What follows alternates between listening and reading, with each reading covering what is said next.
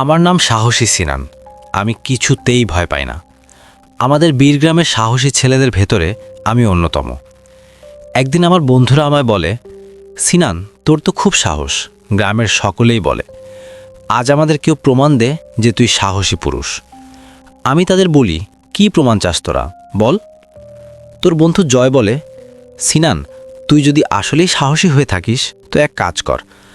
আমাদের গ্রামে যে করিম মোল্লার স্বর্ণচূড়া ক্ষেত্র আছে না, ওই যে শীতলা নদীর তীরে সেই ভয়ঙ্কর সরিষা ক্ষেত্রটা, গ্রামবাসীরা সকলেই যে বলে ওই সরিষা ক্ষেতে প্রতি রাতে পরীদের আনাগোনা চলে।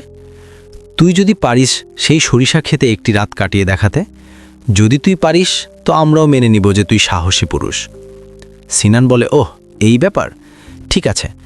যদি আমি সেই ক্ষেতের মাঝখানে এক রাতে বসে থাকতে পারি, তাহলে তোরা কিন্তু মেনে নিবি যে আমি খুব সাহসী একজন পুরুষ। বন্ধুরা বলে, হ্যাঁ হ্যাঁ, মেনে নেব। কেন মেনে নেব না? তুই আগে কাটিয়ে তো দেখা।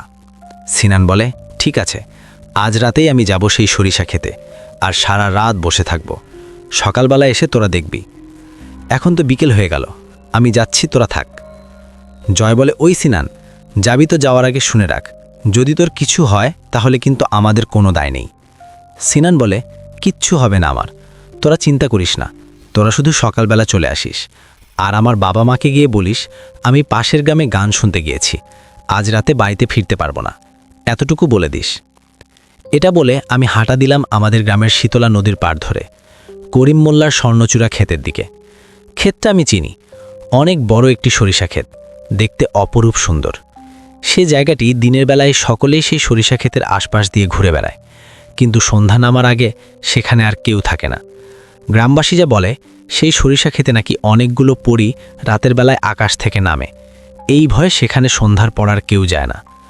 পরী জিন আছে কিনা সেটা আমি জানি না, তবে আমি এগুলো দেখলে ভয় পাবো না, এটা আমার বিশ্বাস। আমাকে কোনো জিন পরী ভয় দেখাতে পারবে না। নিজের উপর বিশ্বাস আর বন্ধুদের সাথে জেদ করে আমি সেখানেই যাচ্ছি। কথা বলতে বলতে আমি সেই নদীর পাড়ে সরিষা ক্ষেতের কাছে চলে আসি। আশেপাশে এখন কোনো মানুষের অস্তিত্ব নেই। আমি সিদ্ধান্ত নেই, সন্ধ্যা তো নেমে গেল, আর কিছুক্ষণ নদীর পাড়ে বসে থাকি, অন্ধকার নামলে সেই সরিষা ক্ষেতের ভেতরে চলে যাব। আমার হাতে ছিল একটি টর্চ লাইট আর এক প্যাকেট সিগারেট। আমি নদীর পাড়ে বসেছিলাম, কিন্তু কিছুক্ষণের ভেতরেই চারপাশে অন্ধকার নেমে আসে। আমি আস্তে আস্তে সেই সরিষার ক্ষেতের ভেতরে চলে যাই। সরিষা ক্ষেতের ভেতর আমি দেখতে পাই সরিষা ক্ষেতের মাঝ বরাবর একটা খুব সুন্দর মায়াকুঞ্জ। আমি ভাবি হয়তো করিম মোল্লা দিনের বেলায় যখন সরিষা ক্ষেতে কাজ করে, রোদের তাপ থেকে বাঁচার জন্য সেই ঘরটি তৈরি করেছে। হয়তো দিনের বেলায় এসে সেখানে বসে দুপুরের খাবার দাবার খায়। আমি আস্তে আস্তে সেই মায়াকুঞ্জের দিকে এগিয়ে যাই। আমি দেখতে পাই ঘরটার বাইরে একটি হারিকেন চলছে। হারিকেনের আলো দেখে আমি তো অনেক খুশি হয়ে যাই। হয়তোবা করিম মোল্লা আজকে নিজেও তার ক্ষেতে রাত যাপন করবে। আমি আস্তে আস্তে সেই ঘরের কাছে গিয়ে ডাকি, আপনি কি এখানে আছেন? আমি সিনান, করিম মোল্লা ঘরে আছে নাকি? কিন্তু আমি কারো কোনো সাড়া পাই না। আমি আস্তে আস্তে সেই ঘরের ভেতরে যাই। আমি ঘরের ভেতরে প্রবেশ করার সাথে সাথে দেখতে পাই ঘরের ভেতরে একটি চৌকি, আর চৌকির পাশে একটি হারিকেন। হারিকেনের আলোতে আমি দেখতে পাই সেই বিছানার ওপরে একটি মেয়ে শুয়ে আছে। মেয়েটি খুব সুন্দর করে সেজে আছে, লাল টকটকে শাড়ি, দেখে মনে হচ্ছে কোনো নতুন বউ। মেয়েটি দেখতে খুবই সুন্দর। মেয়েটি যখন বুঝতে পারে আমি ঘরের ভেতর প্রবেশ করেছি, তখন সে আস্তে আস্তে শোয়া থেকে উঠে বসে আর আমাকে বলে, এত দেরি হলো তোমার আসতে, আমি তো তোমার জন্য অপেক্ষা করছি। এটা বলে সে তার বুকের ওড়নাটা সরিয়ে ফেলে। মেয়েটি দেখতে এত সুন্দর ছিল যে আমি আমার নিয়তিতে বসে চলে আসি। আমার কি হয়েছে আমি জানি না। আমি নিজে থেকে এসে মেয়েটির দিকে এগিয়ে যাই। মেয়েটির কাছে যেতে মেয়েটি আমাকে ধরে এসে চৌকির উপরে বসিয়ে দেয় আর আমার পুরো শরীরে হাত বোলাতে শুরু করে। একটা পর্যায়ে সে মেয়েটি আমাকে সেই চৌকির উপর শুইয়ে দেয়। এরপর সেই মেয়েটি আমার বুকের উপর উঠে বসে। আমি কিছুই বুঝতে পারছিলাম না কি হচ্ছে, আমি শুধু অবাক হয়ে এগুলো দেখছিলাম। আমি কিছু বলতে চেয়েও যেন বলতে পারছি না। এরপর আমার সাথে কি হলো আমার আর কিচ্ছু মনে নেই। মাঝরাতে আমার যখন ঘুম ভাঙে, আমি দেখি আমার পুরো শরীরে কোনো জামা কাপড় নেই, আমি পুরো উলঙ্গ। আমার পুরো শরীর ঘেমে গেছে, মনে হচ্ছে আমি অনেক পরিশ্রম করেছি, আমি খুবই ক্লান্ত। তখনই আমার নজর পড়ে আমার পাশে শুয়ে আছে সেই মেয়েটি, তার শরীরেও কোনো পোশাক নেই। আমার বুঝতে আর বাকি রইল না কি হয়েছে আমার সাথে। আমি যে এই মেয়েটির সাথে সহবাস করেছি এটা আমি বুঝতে পারি, কিন্তু কে এই মেয়ে? আর আমার কিছু মনে পড়ছে না কেন? কেন আমি বুঝতে পারি এখানে থাকাটা বোধহয় আমার জন্য ঠিক হবে না। আমি সাথে সাথে সে খাট থেকে উঠে ঘরের বাইরে আসতে যাব। তখনই সে মেয়েটির ঘুম ভেঙে যায় আর সে আমাকে বলে, সিনান, কোথায় যাচ্ছ? আমি আমার বাসায় যাচ্ছি। আপনি যা করলেন আমার সাথে এটা কিন্তু ঠিক না। মেয়েটি তখন আমায় বলে, কি ঠিক না? আমি তোমার সাথে করেছি নাকি তুমি আমার সাথে করলে? যাক, সব কথা বাদ দাও, আমি কিন্তু খুব মজা পেয়েছি। এখন থেকে তুমি চাও বা না চাও প্রতি রাতেই আমাদের মাঝে এগুলো হবে। এটা বলে সে মেয়েটি বিছানা থেকে নেমে দাঁড়ায় আর হাসতে শুরু করে। পুরো ঘর আস্তে আস্তে অন্ধকারে ঘিরে যায়। আমি সেই মেয়েটিকে দেখতে পারছিলাম না। আমি সেই ঘরের বাইরে চলে আসি। আমি আস্তে আস্তে আমার বাড়ির দিকে আসছিলাম, কিন্তু কি মনে করে আমি আবারও পেছনে ঘুরে তাকাই। আমি পেছনে ঘুরে তাকিয়ে দেখি সেখানে কোনো ঘর এখন আর নেই, পুরোটাই সরিষা ক্ষেত। কিন্তু এটা কি করে সম্ভব? ওইখানে তো একটা ঘর ছিল। আজকে তো সেই ঘরে এতটা সময় কাটালাম। আমি সেখান থেকে একটা দৌড় লাগাই। আমি যখন নদীর পাড় ধরে দৌড়াচ্ছিলাম তখন আমি দেখতে পাই মধ্যরাতে সেই নদীর পানিতে একটি মেয়ে গোসল করছে। আমার পাগুলো থেমে গেল। আমি সেদিকে তাকাই। আমি এই মেয়েটির চেহারা দেখতে পারছিলাম না, শুধু তার পেছনটা দেখতে পারছিলাম। ঠিক তখনই সে মেয়েটি আমার দিকে ঘুরে তাকায়। আমি দেখতে পাই এ তো সেই মেয়ে যার সাথে আমি এতক্ষণ সেই ঘরে সময় কাটিয়েছি, যার সাথে আমার সহবাস হলো। সে মেয়েটি হাসতে হাসতে আমাকে বলছে, তুমি কি গোসল করবে না? তুমি কি শোনোনি এসব করার পরে গোসল করাটা অনেক দরকার? আসো একসাথে গোসল করি। দেখো নদীর পানি কত ঠান্ডা। আমি এগুলো নিতে পারি না। আমার মাথাটা ঘুরিয়ে পুরো শরীর কাঁপতে শুরু করে। আমি মাটিতে লুটিয়ে পড়ি। জ্ঞান ফিরলে আমার বন্ধুদের ডাক শুনি। তারা আমাকে ডাকছে, সিনান, ও সিনান, কি হলো সিনান? আমি চোখ খুলে তাকিয়ে দেখি আমার বন্ধুরা আমার সামনে, আর আমি নদীর পাড়ে শুয়ে আছি। আমার পুরো শরীর নদীর পানিতে ভেজা। আমার বন্ধুদের ডাকে আমার জ্ঞান ফেরে। আমি উঠে বসি। আমি যখন দেখি আমার পুরো শরীর ভেজা, তখন আমি তাদেরকে বলি, তোদের মাথা কি ঠিক আছে? জ্ঞান ফিরছে না বলে তোরা আমাকে পানি দিয়ে পুরোপুরি ভিজিয়ে দিবে? তখন আমার বন্ধুরা আমাকে বলে, আমরা তো কোনো পানি ছিটাইনি, তুই তো মনে হয় নদীতে গোসল করেছিস। তখন আমার মনে পড়ে গতকাল রাতে ঠিক কী হয়েছিল। কিন্তু আমি তো নদীর পানিতে নামিনি, তাহলে আমাকে নদীতে নিয়ে গেল কে? সেই মেয়েটি? আমার বন্ধুরা আমার কাছে জানতে চায়, কি হলো তোর? তোর তো থাকার কথা ছিল সে সরিষা ক্ষেতের মাঝখানে, কিন্তু তুই তো নদীর পাড়ে এসে অজ্ঞান হয়ে পড়ে আছিস। খুব ভয় পেলে নাকি সিনান? না না, ভয় পাবো কেন? কোনো ভয় পাইনি। আর অজ্ঞান হয়ে থাকবো কেন?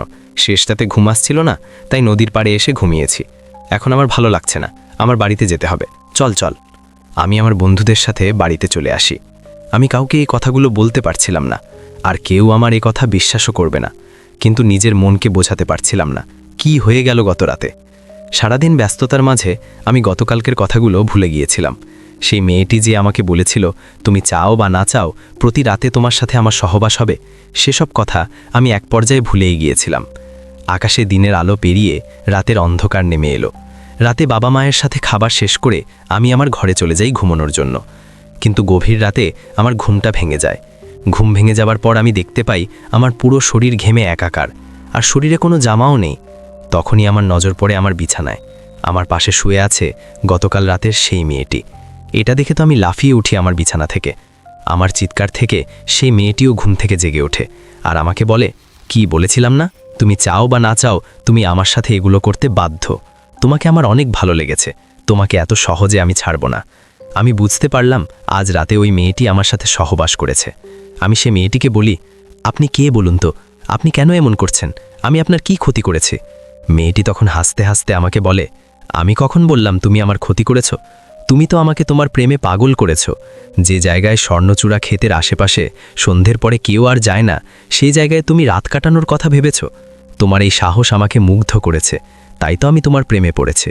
আর সেদিন রাতের পর থেকে আমার মন চুরি করেছ তুমি, তাই তো আমি তোমাকে ছেড়ে যেতে পারছি না, তোমার শরীরকে ছেড়ে যেতে পারছি না। তোমার এই শরীরের স্বাদ আমার অনেক ভালো লেগেছে। না না, এগুলো ঠিক না। আপনি কে সত্য করে বলবেন? আমি কে জানতে চাও? আমি হচ্ছি মায়াবিনী মেঘলা, আর আমার মায়ায় একবার যে জড়িয়ে গেছে সে আর কখনোই আমার মায়া থেকে বের হতে পারে না। এটা বলে সেই মেয়েটি হাসতে শুরু করে, আর হাসতে হাসতে সেখান থেকে অদৃশ্য হয়ে যায়। চোখের সামনেই প্রথম কোনো জিন বা পরী দেখলাম। ভয় পাচ্ছি না, কিন্তু আমি খুব চিন্তিত। সে যদি এভাবেই প্রতি রাতে আমার সাথে সহবাস করতে থাকে, তাহলে আমার যে কি হবে আমি বুঝতে পারছি না। আর সে যখন আমার সাথে সহবাস করে, তখন আমার যে কি হয় সেটাই তো আমি বলতে পারি না। কেন আমার তখন কিছুই মনে থাকে না? আমি নিজের অজান্তে সেটা করি, নাকি সে নিজের মায়ার মাধ্যমে আমার সাথে এগুলো করে? আমি কিছু বুঝতে পারছি না। কিন্তু যে করেই হোক আমার এসব কিছু বন্ধ করতে হবে। সেই পরীটা যেন আমার কাছে না আসতে পারে, এটার একটা ব্যবস্থা করতেই হবে। কিন্তু কি করে পরিবারকে বলবো? এইসব কথা আমি পরিবারকে কি করে বলবো? এই যে একটা পরী রাতের বেলা এসে আমার সাথে সহবাস করে, এটা কোন মুখে আমার পরিবারকে বলবো? আমি সিদ্ধান্ত নিই বাবা মাকে শুরুতে এই বিষয়টা জানাবো না। আগামীকাল নুরুল ইসলাম হুজুরকে জানাবো। সে আমাদের এই এলাকার মসজিদের ইমাম। সকলেই বলে তার ঈমান অনেক শক্ত। এই বিষয়ে সে যদি আমাকে কোনো সাহায্য করতে পারে। পরের দিন আমি নুরুল ইসলাম হুজুরের সাথে দেখা করতে যাই। হুজুর আমাকে দেখে বলে, আরে সিনান, তোমাকে তো আমি চিনি। তুমি তো আমাদের বীরগ্রামের অনেক সাহসী একজন ছেলে। তোমার কথা অনেকের মুখে মুখে থাকে। হুজুর, আমি আপনার কাছে একটি সাহায্যের জন্য এসেছি। কি সাহায্য বলো? তখন আমি নুরুল ইসলাম হুজুরকে সব কিছু খুলে বলি। সপ্তাহখানেক এভাবেই চলে গেল। হুজুর বলে, ও এই ব্যাপার, আসো আমার সাথে। হুজুর আমাকে নিয়ে তার ঘরে আসে, আর তার কিতাবখানা থেকে একটি ছোট্ট কিতাব নিয়ে আমার কাছে বসে। দেখো সিনান, এই কিতাবটা কোনো সাধারণ কিতাব না। এটা যে লিখেছে সে অনেক বড় একজন কুরআনের হাফেজ। সে নাম করা একজন কবিরাজ ছিল। তার কাছে অনেকগুলো জিন পরী ছিল। তুমি যে পরীটার কথা বলছো তার বিষয়ে আমি এখানে খোঁজ করে দেখেছি। কিছুক্ষণ পর হুজুর আমাকে বলে, তুমি যে পরীটার কথা বলছো সেটা হচ্ছে মেঘ পরী। তারা তাদের জীবনসাথী হিসেবে কোনো জিন সম্রাট বা জিন রাজাকে বিয়ে করে। তবে তারা যদি দেখে কোনো জিন রাজার থেকেও কোনো সাধারণ মানুষের সাহস তাদের থেকেও বেশি, তাহলে একমাত্র তারা কোনো মানুষের প্রেমে পড়ে। দেখো, এই জাতির পরীরা খুব ভালো আর শান্ত স্বভাবের হয়ে থাকে। তবে কেউ যদি তার কাজে বাধা দেয়, তাহলে তারা ভয়ানক হয়ে ওঠে। তখন তাদের আটকানোটা খুব কষ্টকর। তাহলে হুজুর, এখন আমি কি করব? কি করে সেই পরীর হাত থেকে নিজেকে বাঁচাবো? দেখো সিনান, এই বিষয়ে আমার জ্ঞান খুব কম। আমি তোমাকে তেমনভাবে সাহায্য করতে পারবো না। কিন্তু আগামী 2 দিন পরে আমাদের এই মসজিদে অনেক বড় একটি জামাতের দল আসবে সিলেট থেকে। তারা 1 মাসের জন্য চিল্লায় বের হয়েছে। বাংলাদেশের বিভিন্ন জেলায় বড় বড় মসজিদে ভবন করছে। আর আগামী 2 দিন পর আমাদের এখানে আসবে। সে জামাতের প্রধান আমির অনেক বড় একজন ধার্মিক ব্যক্তি, পীর সাহেব বোরহানুদ্দিন। তারা যখন এই মসজিদে আসবে, তখন তুমি আর আমি মিলে তার সাথে এই বিষয় নিয়ে সাহায্য চাইব। আমার বিশ্বাস সে এই পুরীর সাথে কথা বলে তোমাকে এই বিপদের হাত থেকে বাঁচাতে পারবে। কিন্তু এই 2 দিন তোমাকে সাবধানে থাকতে হবে। কোনোভাবেই এই 2 দিন তোমার কাছে সেই পরীটাকে আসতে দেওয়া যাবে না। আমি 1 বোতল পবিত্র পানি তোমাকে দিচ্ছি। এই পানিটা তুমি ঘুমানোর আগে তোমার খাটের চারপাশে গোল করে ঢেলে দিবে। এতে সে পরীটা এই পানি পার করে তোমার কাছে আসতে পারবে না। কিন্তু সিনান, মনে রেখো, সে যখন তার ভালোবাসার মানুষের কাছে আসতে পারবে না, তখন সে অনেক রেগে যাবে। সে পাগলামি করতে শুরু করবে, তোমাকে ভয় দেখাতে শুরু করবে। কিন্তু আমার বিশ্বাস তুমি সাহসী একজন পুরুষ। তুমি এই সব কিছুকে হ্যান্ডেল করতে পারবে। ইনশাআল্লাহ আমাদের জয় হবে। আমি হুজুরের হাত থেকে সেই পবিত্র পানির বোতলটা নিয়ে আবার আমার বাড়িতে আসি। আজ রাতে কি হবে সেটা আল্লাহ পাকই ভালো জানেন। নুরুল ইসলাম হুজুরের কথা মতো আমি সেই পবিত্র পানির বোতল থেকে কিছুটা পানি আমার খাটের চারপাশে ছিটিয়ে দেই, আর বিছানায় এসে ঘুমিয়ে পড়ি। গভীর রাতে আমাকে কেউ দূর থেকে ডাকছে, এমনটা মনে হচ্ছিল। আমার ঘুমটা ভেঙে যায়। তখনই আমি শুনতে পাই এই ঘরের বাইরে দরজার ওপারে থেকে কেউ একজন বলছে, এখনই ওই পানিটা সাধারণ পানি দিয়ে ধুয়ে ফেলো। আমি তোমার কাছে আসতে পারছি না, তুমি এমনটা করলে কেন? এ কথাগুলো বলছিল আর দরজায় জোরে জোরে লাথি দিচ্ছিল। আমি বুঝতে পারি বাইরে সেই পরীটা এসেছে। আমি উঠে বসি। তখনই আমার দরজাটা সে লাথি মেরে ভেঙে ফেলে। দরজাটা ভেঙে মাটিতে পড়ে যায়। আমি দেখতে পাই সেই পরীটি আমার ঘরের বাইরে দাঁড়িয়ে আছে। সে আজ খুব রাগান্বিত, তার চোখগুলো আগুনের মতো জ্বলছে। তখন সে আমাকে বলে, এখনই সাধারণ পানি দিয়ে ওই জায়গাগুলো ধুয়ে ফেলো। আমি বলছি তাড়াতাড়ি করো। না, আমি এমনটা করব না। আমার মুখে না শব্দ শুনে সেই পরীটা আমার দিকে এগিয়ে আসে। পরীটা যখন আমার খাটের কাছে আসে, ঠিক তখনই আমার খাটের চারপাশে খুব অদ্ভুতভাবে আগুন জ্বলে ওঠে। কিন্তু আগুনটা শুধু আমার খাটের চারপাশেই জ্বলছিল, অন্য কোনো কিছুতে সে আগুন লাগছিল না। সে পরীটা আবার ঘরের বাইরে চলে যায়, আর সাথে সাথে সে আগুন আবারও অদৃশ্য হয়ে যায়। পরীটা তখন দূর থেকে আমাকে বলে, তোমার কাছে আসা থেকে আমাকে কেউ আটকাতে পারবে না, আর আমি আরও শক্তিশালী হয়ে ফিরে আসব। তখনই পবিত্র পানি দিয়েও আমাকে আটকাতে পারবে না। এখন আমি ফিরে যাচ্ছি, কিন্তু যতক্ষণ না তুমি আমার হচ্ছ ততক্ষণ আমি তোমার পেছন ছাড়ব না। পরীটা তখন সেখান থেকে চলে যায়, কিন্তু এত শব্দের কারণে আমার বাবা মায়ের ঘুম ভেঙে যায়। তারা তাদের ঘর থেকে দৌড়াতে দৌড়াতে আমার ঘরে আসে, আর তারা ঘরে এসে দেখে আমার দরজাটা ভেঙে দুই পাশে পড়ে আছে। বাবা মা আমার কাছে জানতে চায়, কি হয়েছে, বাড়িতে কি ডাকাত পড়েছে নাকি? আমি বাবা মাকে সান্ত্বনা দিয়ে বলি, না, একটা চেঁচালো চোর আমার ঘরে ঢোকার চেষ্টা করেছিল, তবে সে যখন দেখে আমি জেগে উঠেছি তখনই সে পালিয়ে যায়। বাবা মা বলে, ও আচ্ছা ঠিক আছে, আর কিছুক্ষণ পর তো ফজর হয়ে যাবে, এখন তুই জেগেই থাক, সকালে দরজাটা ঠিক করে দেব। বাবা মা আবারও তাদের রুমে চলে যায়। আমি জেগেছিলাম, খাটের ওপরে বসেছিলাম। আমি বাবা মাকে সত্যটা বলতে চাচ্ছিলাম না। যদি বাবা মা সত্যটা জানতে পারে তাহলে চিন্তায় পড়ে যাবে। আমাকে আমার সাহস ধরে রাখতে হবে, যা করার আমাকেই করতে হবে। এই বিপদে যখন আমি নিজেই পড়েছি, তাহলে আমি নিজেই এই বিপদের হাত থেকে বাঁচার চেষ্টা করব। ফজরের আজান দিতে আমি নামাজ পড়ার জন্য আমাদের মসজিদে চলে যাই। নামাজ পড়ে আমি নুরুল ইসলাম হুজুরের সাথে দেখা করি, আর তাকে সবকিছু খুলে বলি গতকাল রাতে কি হয়েছে আমার সাথে। নুরুল ইসলাম হুজুর বলে, আর তো মাত্র একটি রাত, তারপরে আমাদের মসজিদে চলে আসবেন পীর সাহেব বুরহানুদ্দিন। যে করেই হোক আজকে রাতটা ওই পরীটাকে তোমার কাছে আসা থেকে বিরত রাখতে হবে।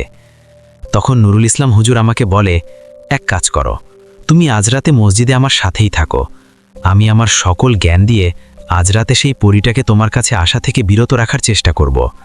আমি তখন নুরুল ইসলাম হুজুরকে বলি, ঠিক আছে হুজুর, আমি আজকে আপনার সাথে মসজিদে থাকব।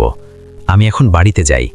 বাবা মাকে তো বলতে হবে যে আজ রাতে তুমি মসজিদে আমার সাথে থাকবে আর কিছু ইসলামিক জ্ঞান অর্জন করবে।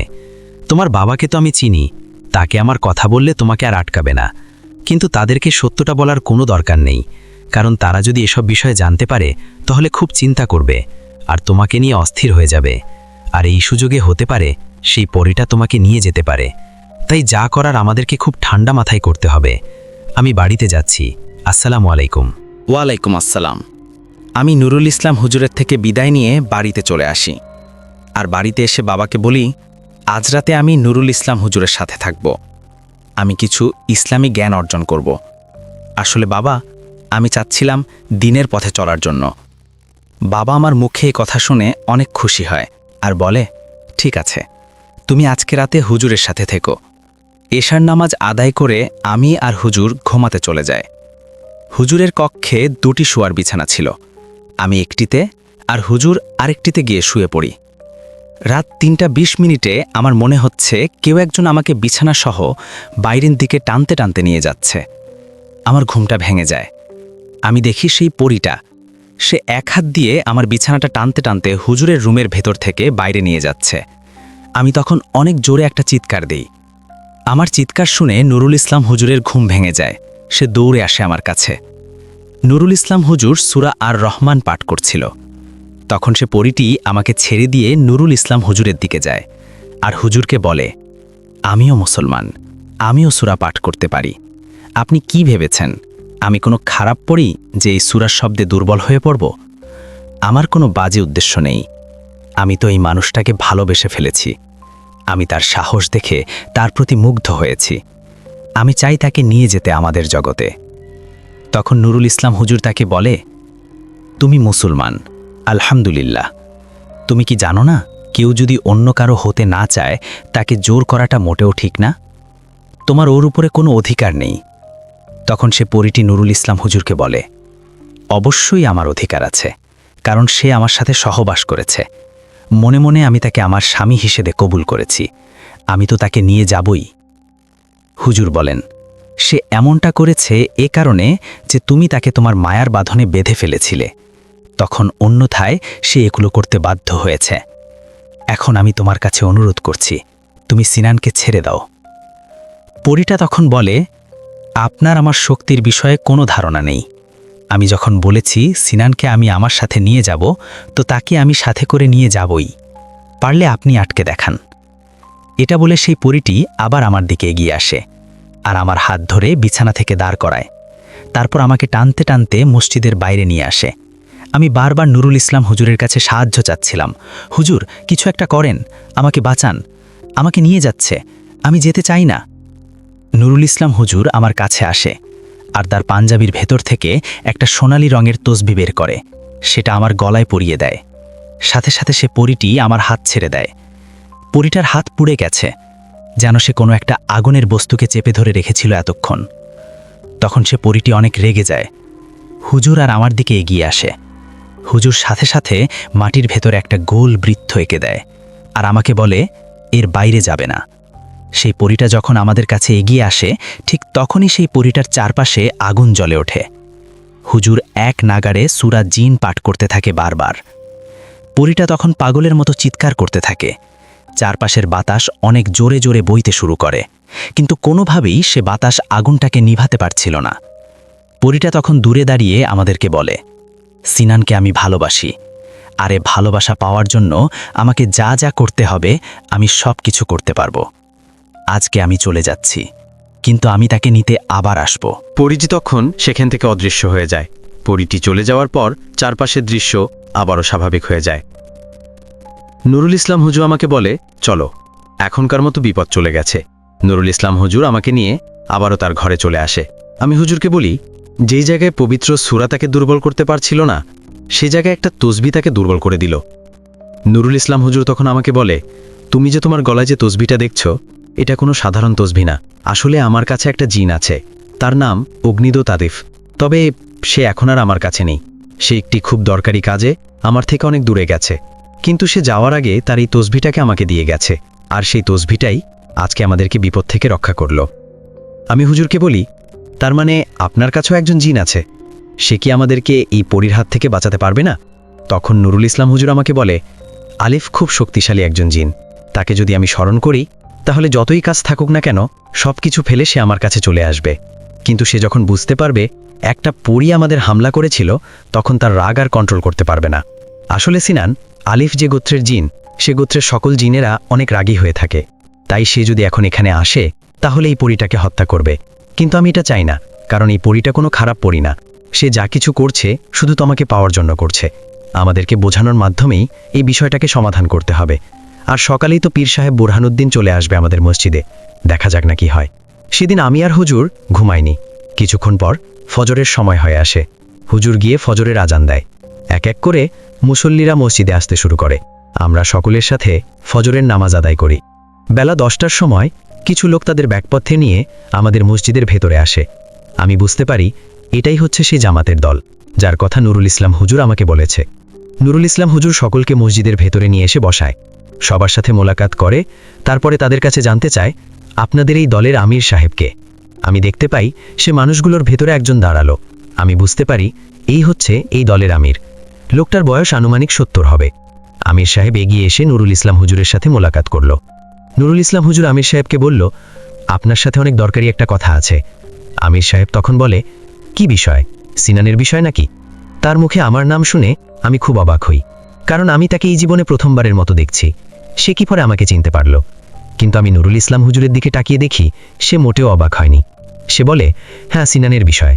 আপনি একটু আমার সাথে আমার ঘরে আসতে পারবেন?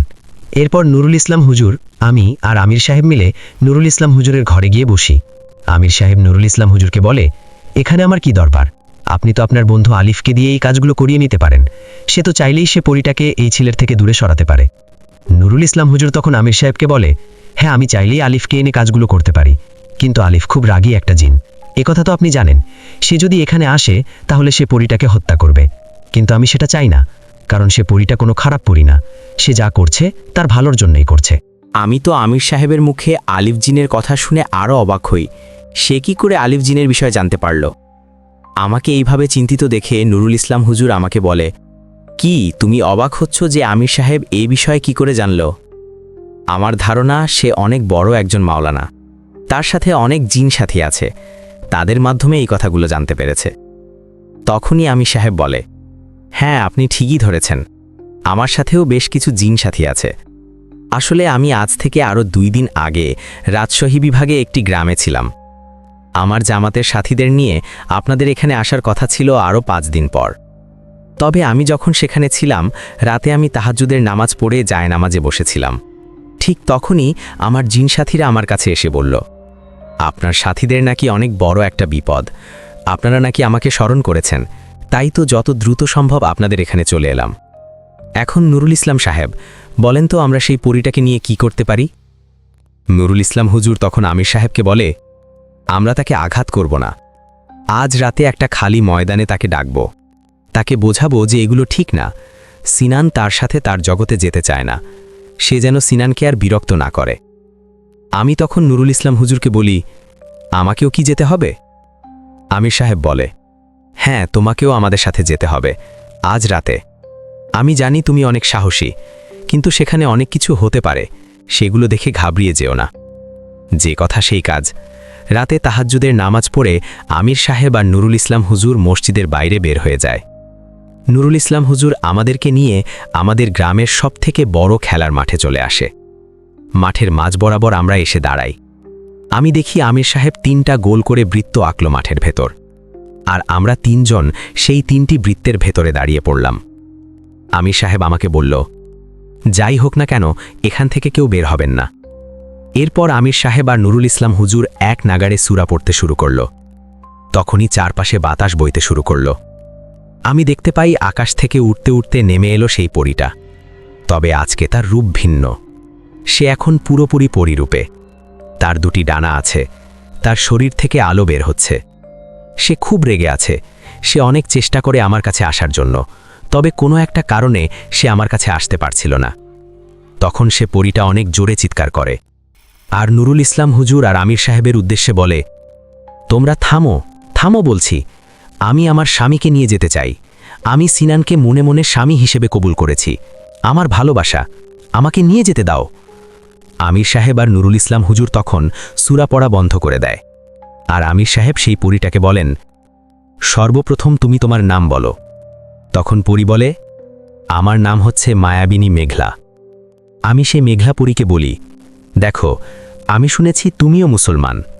দেখো মেঘলা, সিনান তোমার সাথে যেতে চায় না, তুমি তাকে জোর করো না, দয়া করে তুমি তার পিছে ছেড়ে দাও। পরীটি তখন বলে, না, আমি ওকে ছাড়ব না। সে আমার সাথে মেলামেশা করেছে, আমি তাকে আমার স্বামী হিসেবে কবুল করেছি, আমি তাকে আমার জগতে নিয়ে যাবই।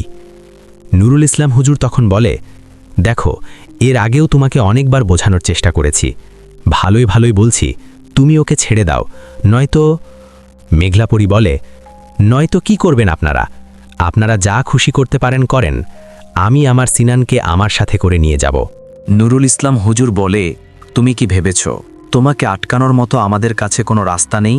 আমরা তোমাকে কোনো ক্ষতি করতে চাচ্ছি না, এই কারণেই এতক্ষণ চুপ ছিলাম। তবে এখন অনেক হয়েছে, তোমাকে এই ছেলেটির উপর থেকে সরতেই হবে। আমি দেখছি আমির সাহেব আর নুরুল ইসলাম হুজুর আবারও সূরা পড়তে শুরু করল। কিন্তু ঠিক তখনই মেঘলাপরি তার শক্তির মাধ্যমে অনেক জোরে একটা হাতের তালি দেয়, আর সেই হাততালি থেকে একটা বাতাস এসে আমির সাহেব আর নুরুল ইসলাম হুজুরকে ছুঁড়ে মারে মাটির আরেকটি পাশে। ঠিক তখনই মাটি কেঁপে ওঠে, আকাশে কালো মেঘ ঘিরে ওঠে, চারপাশে বাতাস অন্যদিকে বইতে শুরু করে। আমি দেখতে পাই দূর থেকে একটি কালো ঝড় আমাদের দিকে ছুটে আসছে। ঝড়ের মাঝখান থেকে বের হয়ে আসছে কালো একটি বিশাল ছায়া, যার শরীর না থাকলেও 2টি আগুনের শিখার মতো চোখ আছে। সে ছায়াটি ছুটে যায় নুরুল ইসলাম হুজুরের দিকে, আর তাকে মাটি থেকে টেনে তোলে। তারপর বিদ্যুতের গতিতে ঝাঁপিয়ে পড়ে মেঘলাপরির ওপরে। নুরুল ইসলাম হুজুর আর আমির সাহেব আমার কাছে এসে বলে, আলিফ চলে এসেছে। মেঘলাপরির আমাদের উপরে আক্রমণ করাটা মোটেও ঠিক হয়নি। সে তার মৃত্যুকে নিজেই ডেকে নিয়ে এলো, কেন জানি না। তখন আমার মেঘলাপরির উপরে অনেক মায়া হতে শুরু করে।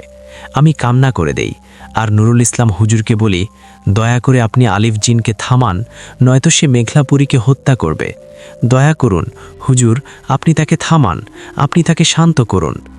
আমাকে এভাবে কান্না করতে দেখে নুরুল ইসলাম হুজুর এগিয়ে গিয়ে আলিফ জিনকে বলল, আলিফ, তুমি শান্ত হও, আমি ঠিক আছি, তুমি এই পরীটাকে হত্যা করো না, আমার কথা শোনো আলিফ। আলিফ জিন তখন মেঘলাপরীকে ছেড়ে দেয়, আর শান্ত হয়ে যায়।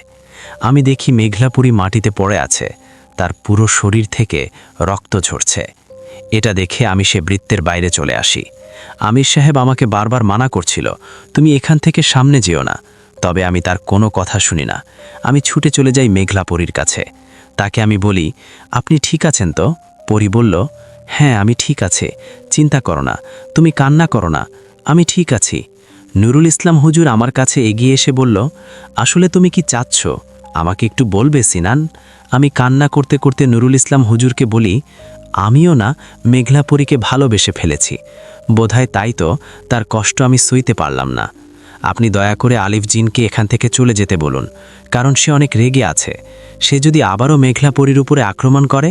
নুরুল ইসলাম হুজুর তখন আলিফ জিনকে বলল, বন্ধু আমার, তুমি এখন এখান থেকে চলে যাও, আমি তোমার সাথে আগামীকাল রাতে কথা বলবো এ বিষয়ে।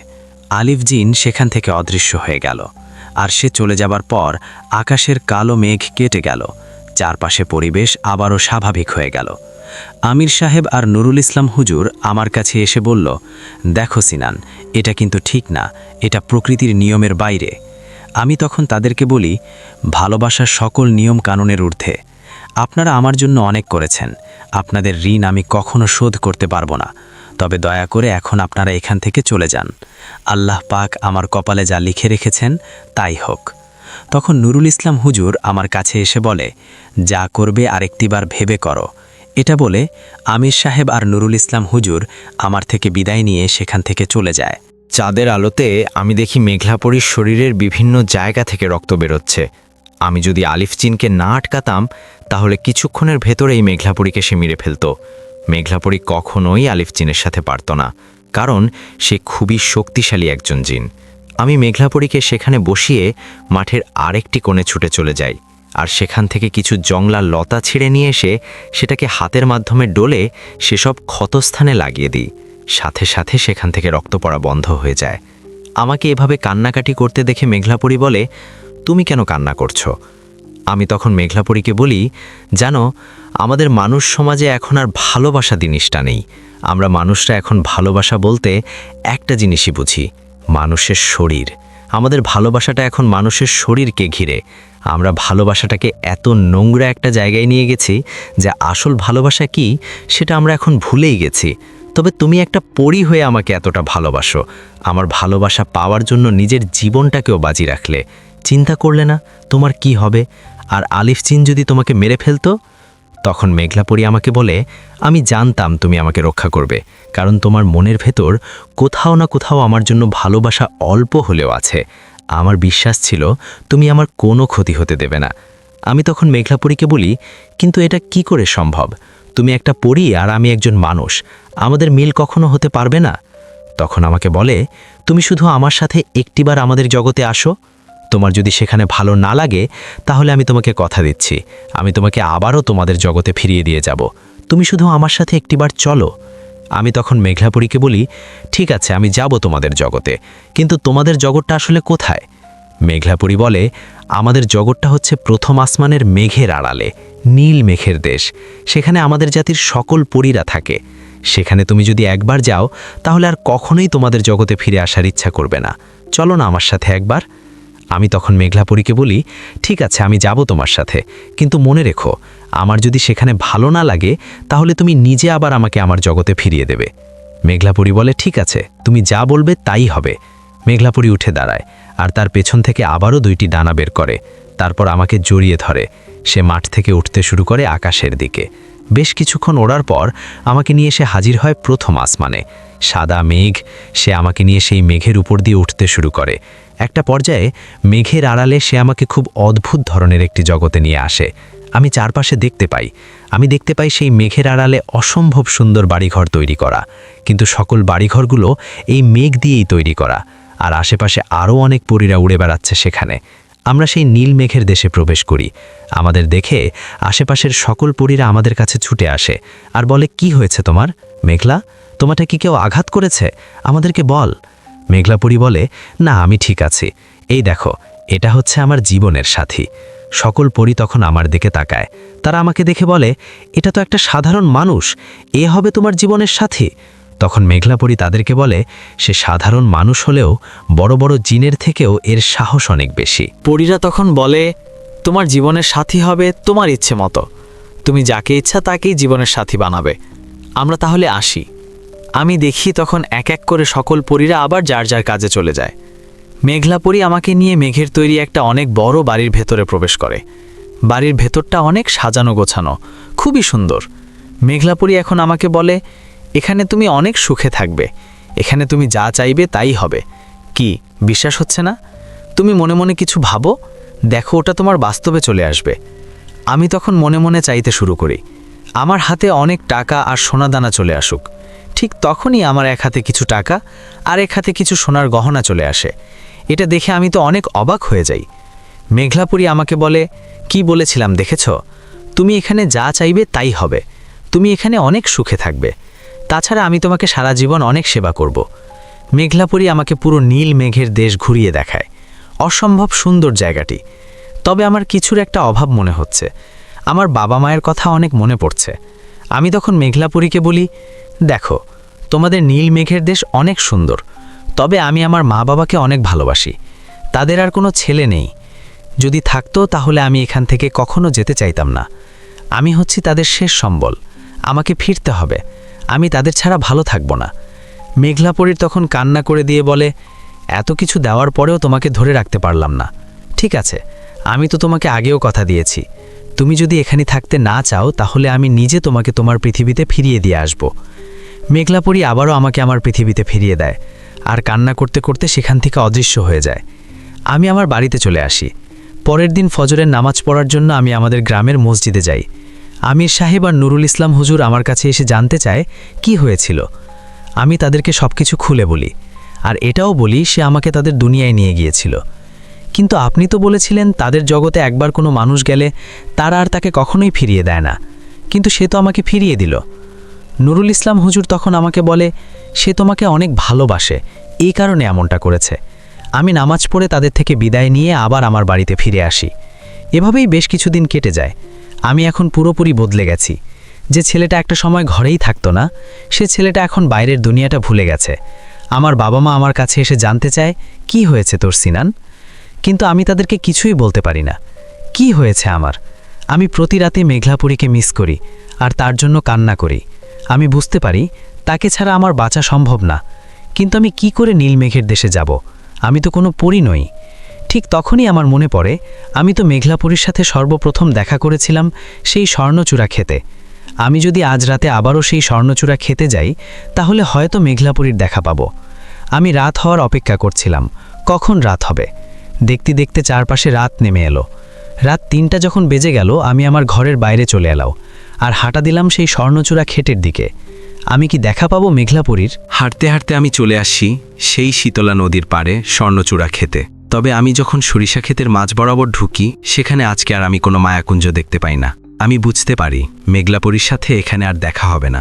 আমি যখন সে ক্ষেতের বাইরে চলে আসি তখনই আমার নজরে পড়ে সরিষা ক্ষেতের মাঝে একটা কালো ছায়া দাঁড়িয়ে আছে, যার চোখ দুটো দূর থেকেও দেখা যাচ্ছে, কারণ চোখ দুটো আগুনের মতো জ্বলজ্বল করছিল। আমি খুশি হয়ে যাই। আমি ভাবি এটাই হয়তো মেঘলাপুরী। তবে আমি যখন সেই কালো ছায়াটার কাছে যাই, আমি যেটা দেখতে পাই সেটা দেখার জন্য মোটেও প্রস্তুত ছিলাম না। আমি যখন সেই কালো ছায়াটার কাছে যাই দেখি এটা তো মেঘলাপুরী না। ছায়াটার কোনো শরীর নেই, আছে দুটি চোখ, যে চোখ দুটি আগুনের মতো জ্বলজ্বল করছে। আমি বুঝতে পারি এটা কোনো খারাপ জিন, ছায়াপিশাচ নাদির। আমি সেখান থেকে দৌড় লাগাই পালানোর জন্য। আমি সরিষা ক্ষেতের বাইরে এসে যখন দৌড়াতে দৌড়াতে নদীর পাড়ে আসি, আমি দেখি আমার সামনে দাঁড়িয়ে আছে সেই কালো ছায়াটি। তখনই সে ছুটে এসে আমার গলা ধরে নদীর পানিতে ছুঁড়ে মারে। তারপর ও নিজেও নদীর পানিতে ঝাঁপ দেয়। সে আমাকে ধরে নদীর পানিতে চুবাতে শুরু করে। আমার দম বন্ধ হয়ে আসছিল। আমার মনে হচ্ছিল আমি এখন মরেই যাব। তখনই আকাশটা চমকে ওঠে। আমি দেখি আকাশ থেকে উঠতে উঠতে নেমে এলো মেঘলাপুরী। সে ওই কালো ছায়াটাকে ধরে দূরে ছুঁড়ে মারে আর আমাকে নদীর পানি থেকে উপরে নিয়ে আসে। কালো ছায়াটা মেঘলাপুরীকে দেখে সেখান থেকে পালিয়ে যাওয়ার চেষ্টা করে, তবে মেঘলাপুরী তাকে ধরে ফেলে। তারপর প্যাকিভাবে সে নদীর পানিতে চুবাতে শুরু করে। মেঘলাপুরী এতটাই রেগে গিয়েছিল যে সে ছায়াপিশাচ নাদিরকে নদীর পানিতে চুবাতে চুবাতে হত্যা করে। এরপরে আমার কাছে এসে বলে, তুমি ঠিক আছো তো সিনান? তুমি এত রাতে এখানে কেন এসেছ? তুমি জানো এখানে আশেপাশে কত খারাপ জিনেরা ঘোরাফেরা করে? আমি যদি আসতে আর একটু দেরি করতাম তাহলে তো এই জিনটা তোমাকে মেরে ফেলতো। কেন এসেছো এত রাতে এখানে? সিনান, তুমি? তোমার জন্য এসেছি। আমি এই কয়দিন তোমাকে কাছে না পেয়ে বুঝতে পারলাম আমি যে তোমাকে কতটা ভালোবাসি। তোমাকে ছাড়া আমি ভালো নেই। আমার প্রত্যেকটা মুহূর্ত যেন তোমাকেই খোঁজে। আমি থাকতে পারছিলাম না, তাই তো তোমার সাথে দেখা করার জন্য এই স্বর্ণচূড়া খেতে এসেছিলাম। সিনান, সেদিনের পর আর আমি কখনোই তোমাদের দুনিয়ায় আসিনি। আমিও তোমাকে ছাড়া ভালো নেই। আমি তখন মেঘলাপুরীকে বলি, আমাকে নিয়ে যাও তোমার সাথে, যতই কষ্ট হোক আমি তোমার সাথে তোমাদের দুনিয়াতে থাকতে চাই। মেঘলাপুরী বলে, না, আমি তোমাকে আমাদের নীল মেঘের দেশে নিয়ে যাব না, কারণ তুমি তোমার বাবা মাকে অনেক ভালোবাসো। তুমি সেখানে গেলে ভালো থাকবে না।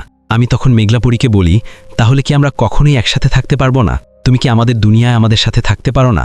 মেঘলাপুরী তখন আমাকে বলে, তুমি যদি আমাকে বিয়ে করো তাহলেই আমি তোমার সাথে তোমাদের দুনিয়ায় একসাথে থাকতে পারবো। আমি এক কথায় রাজি হয়ে যাই। আমি বলি আমি তোমাকে বিয়ে করতে চাই। মেঘলাপুরী তখন আমাকে বলে, আমাদের জাতির কোনো পরীকে যদি কোনো মানুষ বিয়ে করে তাহলে সে আর কখনোই কোনো মানুষের মেয়েকে বিয়ে করতে পারবে না। তোমাকে একমাত্র আমার সাথে সংসার করতে হবে, যে সংসারটা তোমাদের জগতেরই। আর কেউ চোখে দেখবে না, কেউ তোমার বউকে দেখতে পারবে না। সবাই তোমার উপর সন্দেহ করবে, এটা বলবে যে তোমার ভেতরে সমস্যা আছে, তাই তুমি বিয়ে করছো না। আর তুমি নিজ থেকে কাউকে বলতেও পারবে না যে তোমার বউ একজন পরী। আমি জানি সিনান, এটা তোমার পক্ষে সম্ভব না, তাই বলছি তুমি আমাকে ভুলে যাও। এইটা বলে যখন মেঘলাপুরী সেখান থেকে চলে যাবে, ঠিক তখনই আমি তার হাত ধরে বলি, তুমি যা বলেছ তাই হবে। আমার জীবনে আর কাউকে চাই না। তোমাকে হারিয়ে ফেললে এমনিতেও আমি আর বাঁচতে পারবো না। আমি আজ রাতেই তোমাকে বিয়ে করব। আসো আমার সাথে। আমি মেঘলাপুরীকে নিয়ে আমাদের গ্রামের সেই মসজিদে যাই আর নুরুল ইসলাম হুজুরকে তার ঘর থেকে ডেকে নিয়ে আসি। হুজুরকে আমি বলি, আমি মেঘলাপুরীকে বিয়ে করতে চাই, আপনি দয়া করে আমাদের বিয়েটা পড়িয়ে দিন। হুজুর তখন আমাকে বলে, তোমার মাথা কি ঠিক আছে? তুমি কি জানো এই জাতির পরীদের ভেতরে কাউকে বিয়ে করলে সেই মানুষ আর কখনোই কোনো মানুষের মেয়েকে বিয়ে করতে পারবে না? আমি তখন হুজুরকে বলি, আমি সবটাই জানি, আর সব কিছু জেনেও আমি তাকে বিয়ে করতে চাই, কারণ আমি তাকে তার থেকেও বেশি ভালোবেসে ফেলেছি। এখন আমি তাকে ছাড়া বাঁচতে পারছি না, আর এভাবে চলতে থাকলে আমি আত্মহত্যা করে মারা যাব। আর আত্মহত্যা একটা মহাপাপ। এই পাপের হাত থেকে এখন আপনিই পারেন আমাদেরকে বিয়ে করিয়ে দিয়ে বাঁচাতে। হুজুর তখন বলে, ঠিক আছে, আমি তোমাদের বিয়ে পড়িয়ে দিচ্ছি। নুরুল ইসলাম হুজুর সেদিন রাতেই মেঘলাপুরীর সাথে আমাকে বিয়ে করিয়ে দেয়। সেদিনের পর থেকে শুরু হয় আমাদের অদৃশ্য সংসার। এভাবেই অনেকগুলো বছর কেটে যায়। বাবা মা আমার উপরে জোর করতে থাকে যেন আমি বিয়ে করি, কিন্তু আমি আমার বাবা মাকে সাফ সাফ বলে দেই যে আমি বিয়ে করব না কখনোই। আর তোমরা যদি এই নিয়ে আমাকে জোর করো তাহলে আমি বাড়ি ছেড়ে চলে যাব। আমার কোনো ভাই বোন নেই। আমি ছিলাম আমার বাবা মায়ের একমাত্র সন্তান। আমাকে হারিয়ে ফেলার ভয়ে তারা আর কখনোই আমাকে বিয়ে করতে বলেনি। তবে গ্রামের সকলেই বলতে শুরু করে আমার ভেতরে কোনো সমস্যা আছে, এই কারণে আমি বিয়ে করতে পারছি না। আমি তাদের কথায় কষ্ট পেলেও আমি তাদের কথার কোনো উত্তর দেই না, কারণ আমি তো জানি আমার ভেতরে কোনো সমস্যা নেই, আর আমি বিয়েও করেছি, আমার বউ আছে। দেখতে দেখতে এভাবেই আরও 5টি বছর কেটে যায়। এক এক করে আমার বাবা মা দুজনেই মারা যায়। একদিন আমি ঘরের ভেতরে মন খারাপ করে বসেছিলাম। আমি ভাবছিলাম আমি আমাদের বংশের শেষ ছেলে, আর আমি কোনো মানুষের মেয়েকে বিয়ে করতে পারলাম না, আর আমার ঘরে আমার কোনো সন্তানও এলো না। এখানে আমার বংশটা শেষ হয়ে গেল। এটা ভেবে আমার খুব মন খারাপ হচ্ছিল। তবে তার 1 মাস পরে মেঘলাপুরী আমার কাছে এসে বলল, আমার গর্ভে তোমার সন্তান আসছে, তুমি বাবা হতে চলেছ। কি ভেবেছ তোমার বংশ এখানে শেষ? মোটেও না। তোমার বংশ সামনের দিকে নিয়ে যাবে এই সন্তান। তবে সে কোনো মানুষ হয়ে জন্মাবে না, সে কোনো জিন বা পরী হয়ে জন্মগ্রহণ করবে। এটা শুনে তো আমি অনেক খুশি হই। আমি মেঘলাপুরীকে জড়িয়ে ধরে বলি, তোমাকে অসংখ্য ধন্যবাদ। তার 10 মাস পর মেঘলাপুরী একটা ছেলে সন্তান জন্ম দেয়। মেঘলাপুরী আমাকে বলে, এটা হচ্ছে একটা জিন, তার নাম কি রাখবে তুমি? আমি তখন আমার ছেলের নাম রাখি ইমরান। মেঘলাপুরী আমাকে বলে, আমাদের ছেলে আর 5টি জিনদের থেকেও বেশি শক্তিশালী হবে, কারণ তার মা হচ্ছে একটা পরী আর বাবা হচ্ছে একজন মানুষ। এভাবেই আমাদের দিনগুলো কেটে যাচ্ছে। দেখতে দেখতে ইমরান বড় হয়ে যাচ্ছে। এই সুন্দর গল্পটি আমি এখানেই শেষ করলাম।